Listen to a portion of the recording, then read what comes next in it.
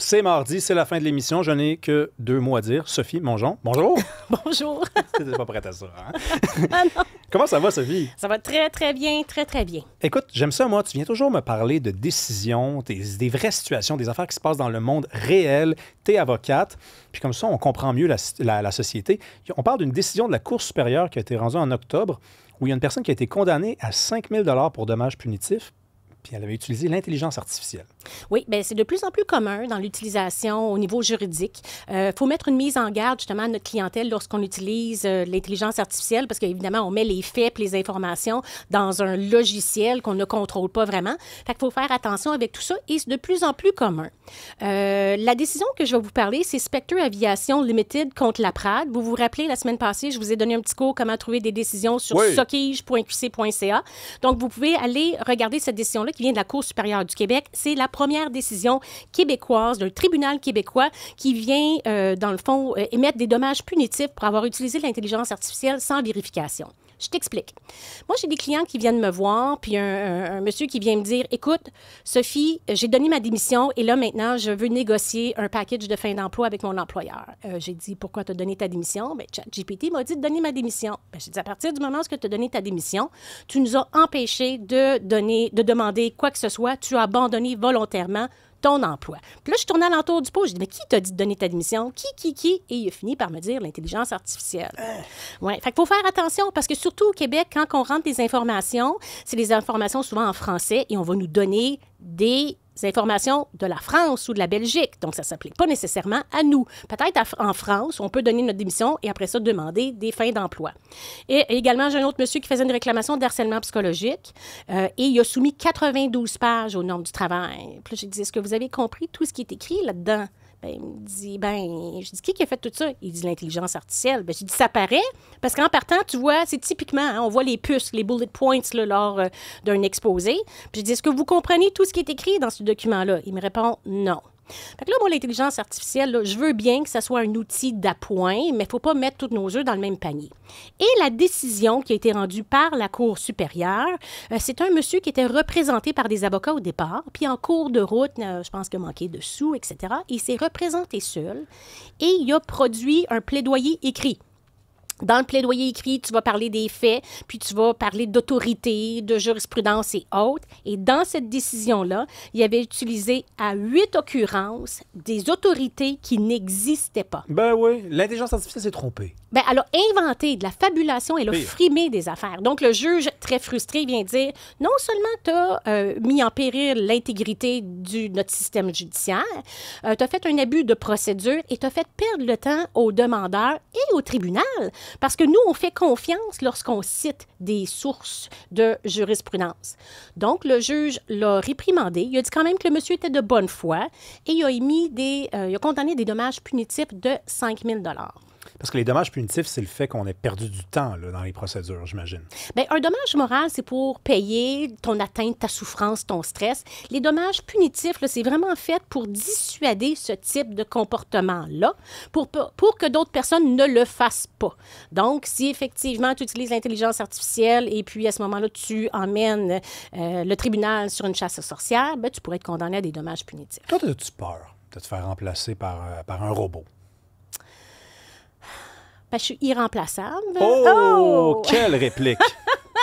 Une réplique d'avocat, du tac au tac. C'est une très bonne réplique.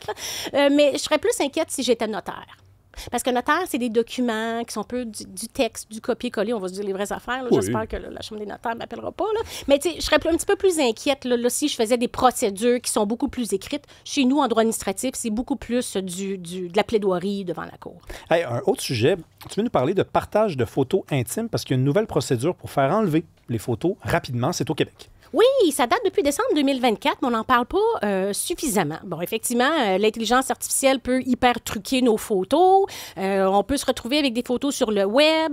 On peut avoir des craintes que nos photos se retrouvent sur le web. Donc, depuis décembre 2024, il y a un nouveau règlement et on peut faire une ordonnance urgente de cessation ou de prévention de partage d'une image intime. Donc, par exemple, encore, Rémi, On Ouais. est en couple, hein? Oui, oui, oui. Oui, Depuis toujours. comme un mois, je pense. Là. Ben, 2, là. Ah, quand déjà, même. Ça tabarnouche. fait plus longtemps C'est parce que ça que fait un mois que tu dis qu'on est en couple. Fait que, OK. moi, ça a commencé là. Bon, donc, ça fait un mois qu'on est en couple. Je t'envoie des petites photos coquines, juste pour tes yeux seulement.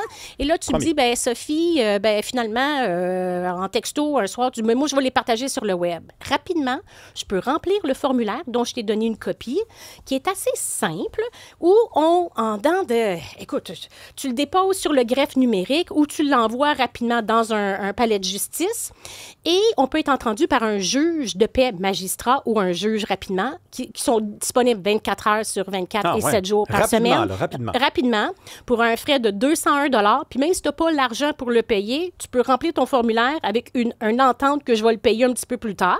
OK? Donc, pour s'assurer que les jeunes là, qui se retrouvent mal pris puissent faire leur demande. Et à ce moment-là, rapidement, ils vont émettre une ordonnance pour que ça cesse, qu'on enlève les photos, la personne va être communiquée. Donc, vous allez être prise en charge rapidement. Puis, c'est quoi une photo intime? Parce que j'ai été assez surpris de lire dans les documents que tu m'as envoyés que, par exemple, un trucage, donc c'est pas une photo de moi, là, c'est pas une vraie photo, mais il y a eu du montage, mais on peut me reconnaître ou peut-être même pas tant que ça, c'est considéré comme une photo intime. Oui, quand même, si elle me ressemble, et même si c'est pas moi, si on peut identifier que c'est moi, par exemple, à ce moment-là, ça fait le même effet que si c'est une autre photo intime, là, où on expose les seins, les organes génitaux, etc., là, ou même partiellement. Ça, c'est un vrai phénomène au Québec. Puis partout dans le monde occidental, là, les gens se piègent comme ça. Il y a des ruptures qui se produisent de la mauvaise façon. Il y a des gars qui décident de punir leur blonde. Sur les sites pornographiques, il y a beaucoup de scènes de couple là, où tu te rends compte que, tu sais, peut-être qu'ils sont plus en couple, ces gens-là. Là. Il y en a un des deux qui a mis ça en ligne. Mais le consentement, même si je t'ai donné un consentement pour une photo, ça ne veut pas dire que je t'ai donné un consentement pour toutes les photos ou toutes les vidéos. Le consentement, il n'est pas acquis à long terme. Il doit être répété. Si on a moins de 14 ans, parce que là, je lisais aussi dans le document que si on a moins de 14 ans, c'est à nos parents qu'il faut informer, disons, les informer de la situation, puis c'est eux qui vont remplir ce formulaire-là. Là, je me disais, si les parents sont impliqués dans les partages de photos intimes, alors, mais malheureusement, regarde, le monde est fucké, là. Qu'est-ce qu'on fait si on est ce jeune-là? Mais surtout que probablement, tu ne veux pas le dire à tes parents en plus. Pour l'instant, la façon que c'est décliné, c'est que si tu as 14 ans et plus, tu n'as pas besoin d'en parler à tes parents, ou tu peux mandater, par exemple, le CAVAC pour le faire pour toi. Si tu as 14 ans ou moins, les parents doivent faire la demande pour nous, mais je pense qu'en cas d'urgence, le formulaire peut se remplir tout de même. Et fait que donc, si vous avez 14 ans et moins, puis vous ne voulez pas en parler à vos parents, je vais vous inciter quand même à remplir le formulaire. Il y a des gens qui vont vous prendre en charge rapidement et on va pouvoir peut-être aider ou vous aider à annoncer à vos parents qu'est-ce qui s'est passé. Merci, Sophie Mongeon. Est-ce qu'on se retrouve jeudi? Oui, on peut. On va parler de nous. Peut-être on va nommer nos enfants maintenant. Là. Ben oui, on est rendu là. Merci à vous d'avoir été là. Hey, on se retrouve quand? On se retrouve demain, mercredi à 18h. Merci d'écouter le 99.5 Montréal. Bonne soirée.